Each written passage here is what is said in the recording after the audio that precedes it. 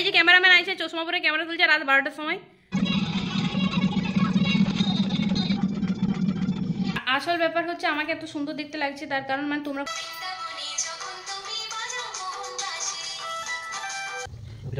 হে everyone, কেমন আছো তোমরা সবাই? আশা করি তোমরা সবাই খুব ভালো আছো, সুস্থ আছো। আমিও খুব ভালো আছি।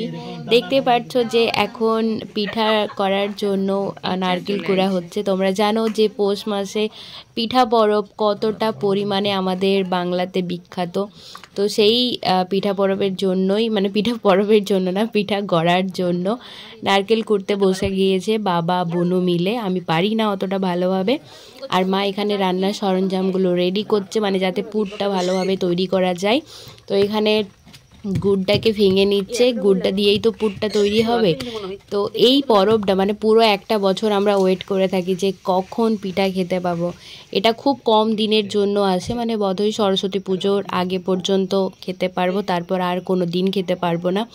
এটা এতটা বেশি মিস করি সারা বছরে, এই টাইমটা এলে আর তো মানে কোনো কিছু কথাই নেই, শুধু দুদিন ছাড়া ছাড়া পিঠা করাই লাগবে।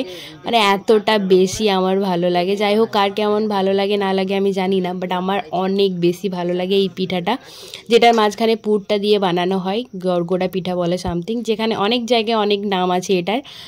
তো মা এখানে তিলটাও করে নিচ্ছে, আর তিলটা খেতে অসাধারণ হয়েছিল, মানে কিছু বলারই নেই। আমি তো স্টকে অনেক কিছু রেখে দিয়েছি, তিল আর নারকেল পুরের মানে যে লাড্ডুটা বানিয়েছিল ওগুলো রেখে দিয়েছি। এখানে বাবা আর মা করে নিচ্ছে, তারপর আমি একটু ট্রাই করলাম, কারণ আমার পিঠাটা করতে ভালো লাগে, ওটা মোটামুটি হয়ে যায়, বাট পুর আমি করতে পারি না।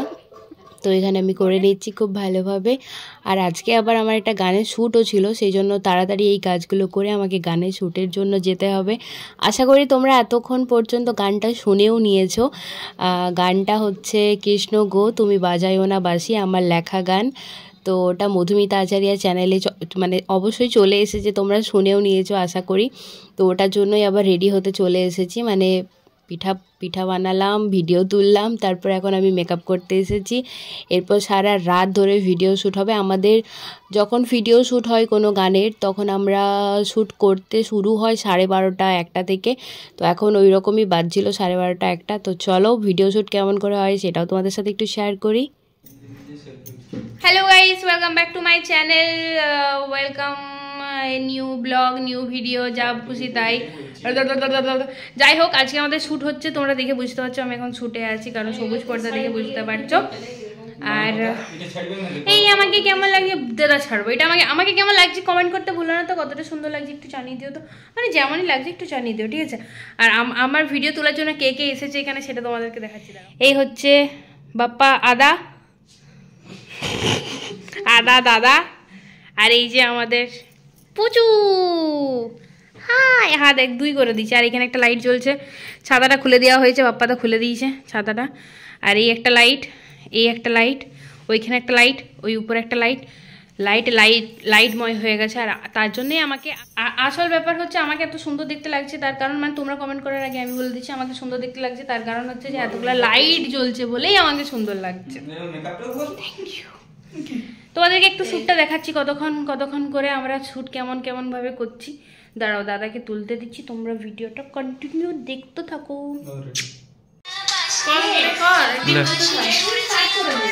আর এই যে ক্যামেরাম্যান আছে চশমা পরে ক্যামেরা তুলছে রাত 12টার সময়। গাইস, তোমাদেরকে কি দেখাবো, ভিডিওটা শ্যুটই করেনি ছেলেটা। দাঁড়াও আমি এখানে রাখছি, তোমরা দেখতে পাবে।